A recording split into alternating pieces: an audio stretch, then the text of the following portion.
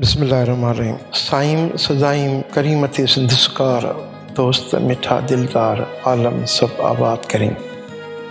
अॼु तारीख़ 11 डिसंबर साल 2022 ते सुबुह सवेर पंहिंजे घर खां निकितुसि त अली शाह अब्दुलती बिटाई रहमतुल्लाह अलैह जे रोज़े जी ज़ियारत कजे ऐं अवां सभिनी ॾिसंदड़नि खे बि ज़ियारत कराइजे।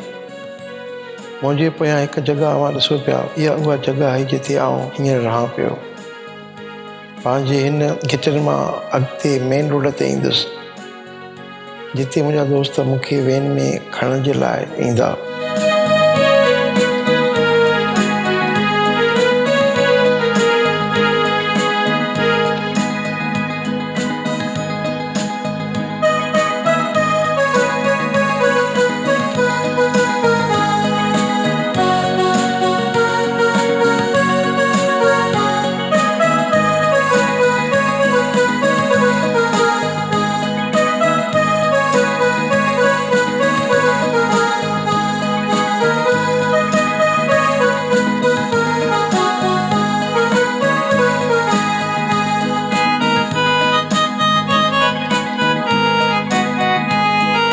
छाकाणि त उन्हनि सां राति ई प्रोग्राम ठाहे छॾियो हो त सुबुह जो भट शाह ते हलणो आहे। कुझु देरि इंतज़ारु करण खां पोइ आख़िर दोस्तनि जी वेन अची वई ऐं असीं बाक़ी दोस्तनि खे खणण लाइ उन्हनि ॾांहुं वञण लाइ निकितासीं।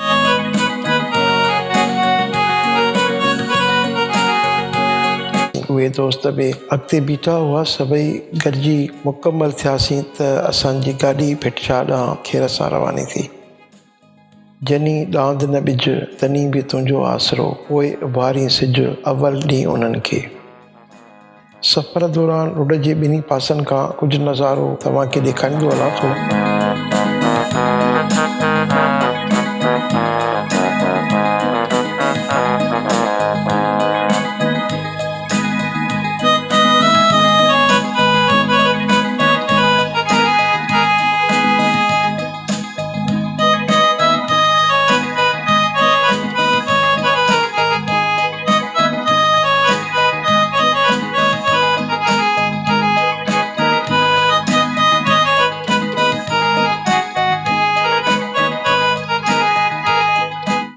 लाड़काने खां 2 कलाकनि जे सफ़र करण खां पोइ खेरपुर नाथन शाह वटि चांहि पीअण लाइ 20 मिंटनि जो स्टॉप कयोसीं।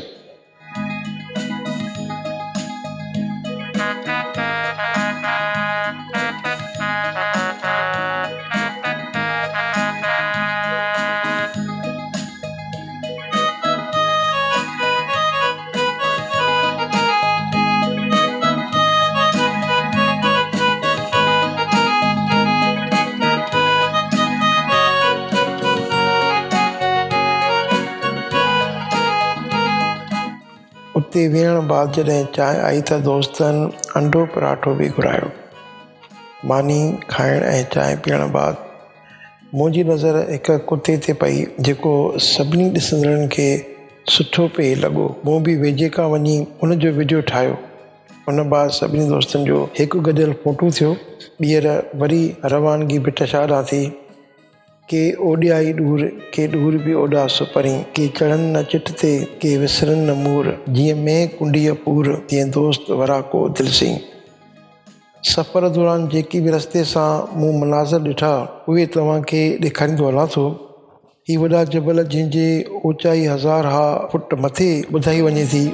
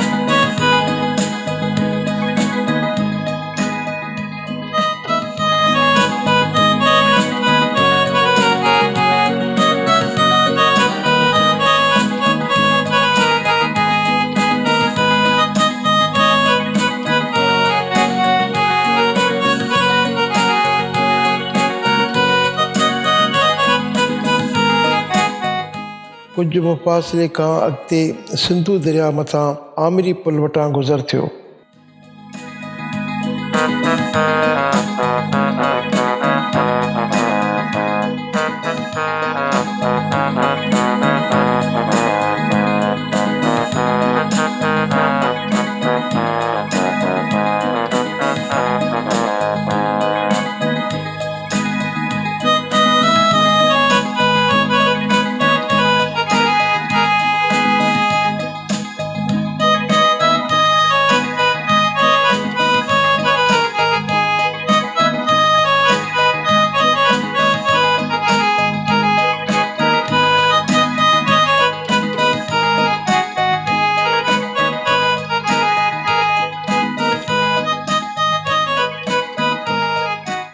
उन बाद थोरे सफ़र करण बाद अची भट शाह तंबूरे चौक ते खेर सां पहुतासीं।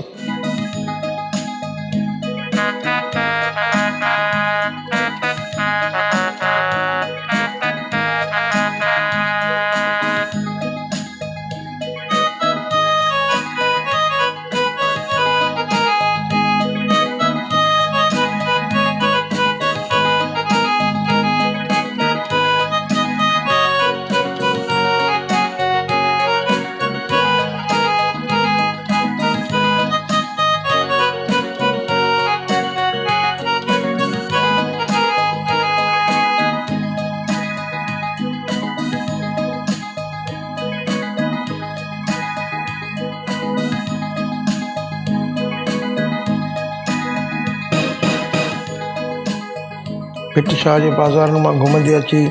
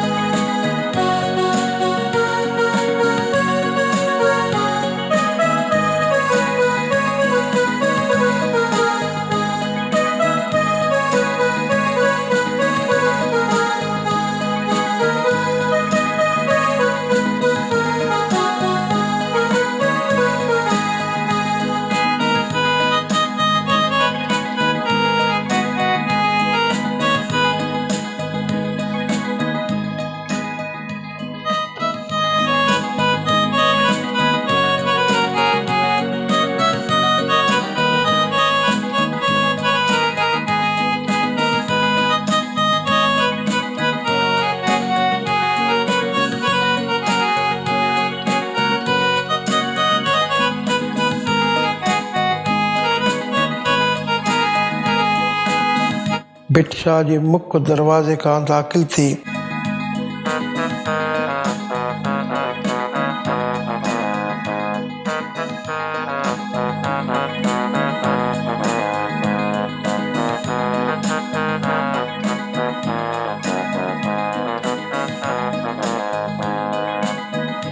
साईं जन जे अंगण में पहुतासीं।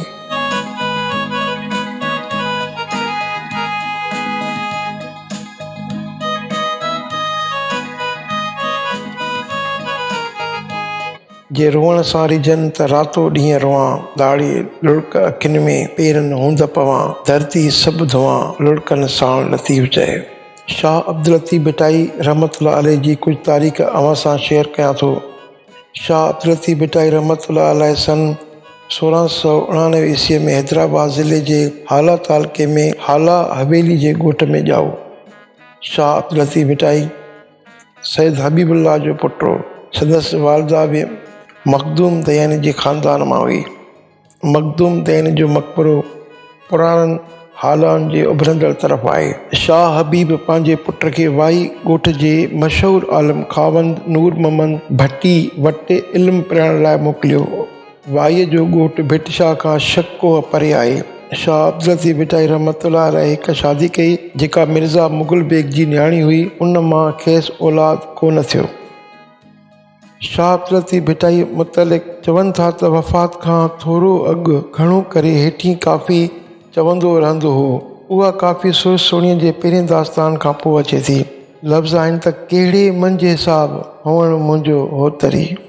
शाह साहब सफ़र महीने जी 14 तारीख़ सन 1165 हिजरी मुताबिक़ 1752 ईस्वीअ में हिन जहान मां लाॾाणो कयो। संदसि उमिरि 63 वरिय हुई। शाह साहब जी वसियत मूजिबि भिट ते महमूद शाह जे पेरांदीअ खां दफ़न कयो वियो। मियां ग़ुलाम शाह कलोड़ पंहिंजे खट सां संदसि तुर्बत मथां सन 1754 ईस्वीअ में हिकु आलीशान मक़बरो वक़्त जे नामियारे ईदन राज़े खां जोड़ाए रास करायो। हर जुमेरात भिट शरीफ़ ते फ़क़ीर शाह साहब जो कलाम ॻाईंदा आहिनि। कलाम राति जो 10 बजे शुरू थींदो आहे ऐं सुबुह ताईं हलंदो आहे। शाह साहब जे कलाम जे शुरू थियण खां अॻु हिकु राॻी खां कुझु सवाल कयासीं। सरकार जे अॻियां वेठा आहियूं ऐं साईं खां पुछूं था त तव्हां अक्सर कलाम जेको ॻाईंदा आहियो या कलाम पढ़ंदा आहियो उहो राग कहिड़ो हूंदो आहे, कहिड़े राग में बेत पढ़ंदा आहियो? साईं बैत लतीफ़ साईं जा पढ़ंदा आहियूं। लतीफ़ साईं जी बैत आहे त जेतो बैत भाया से आई तूं आहिनि नो मन लाइन पिरियां संदे पार। हीउ पंजतनी राग आहे। हीउ जेको माण्हू सम्झंदो उनखे हीउ रूह में लॻंदो। जेको पंजनि तननि सां माना हुनजी मोहबत हूंदी उन सां लॻंदो। असांजे रूह सां लॻो आहे, लॻंदो आहे। पोइ ॻाईंदा आहियूं भिटाई बाज़ार। असांजा ॿाहिरि जेके बि दोस्त आहिनि माना लतीफ़ सां जेके मोहबत रखनि था उहे बिल्कुलु इहो चैनल ॾिसनि माना सूफ़ी राग पाइण टाइम सिंधी चैनल। पोइ असां उन्हनि खे चऊं था महिरबानी करे माना सूफ़ी राग ॿुधो जेको असली राग आहे। राग जी तव्हांखे ख़बर पवंदी। हा हींअर असांखे ॾिसण खां छा पिया ॿुधायो? हींअर असां ॿुधाईंदासीं तव्हांखे ससी। हा बिस्मिल्लाह ससी ॿुधण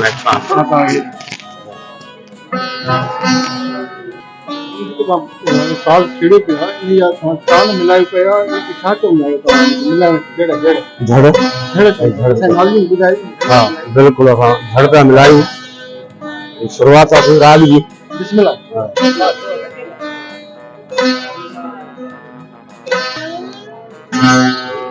वाह पढ़ियासीं।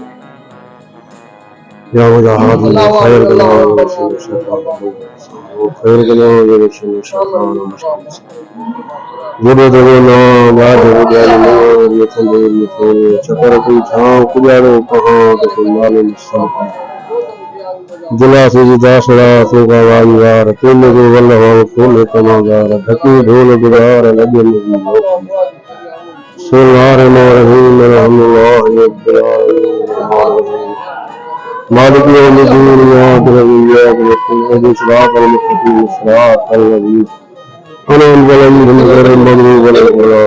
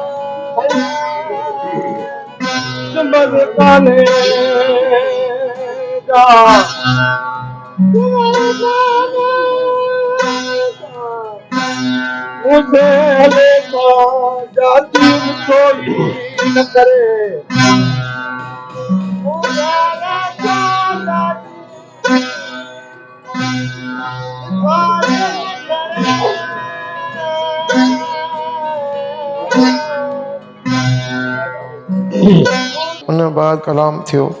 शाह साहब जी कलाम ॿुधण बाद भाट शाह साहब जे अंगण ते लंगर न्याज़ पे हलियो। सभिनी आयल मुसाफ़िरनि खाधो असांखे बि नसीब थियो।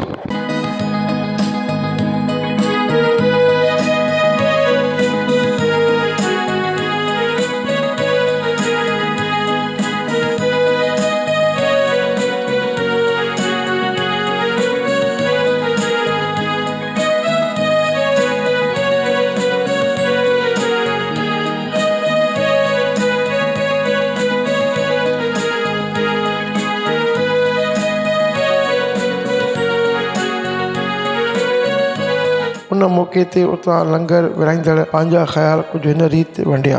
बिस्मिल्लाहिर्रहमानिर्रहीम। साईं सदाईं करीम मथे सिंध सुकार, दोस्त मिठा दिलदार आलम सब आबाद रखे।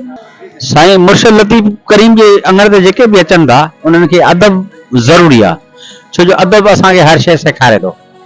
अगरि अदब न आहे चवंदा आहिनि बेअदब बानसीब।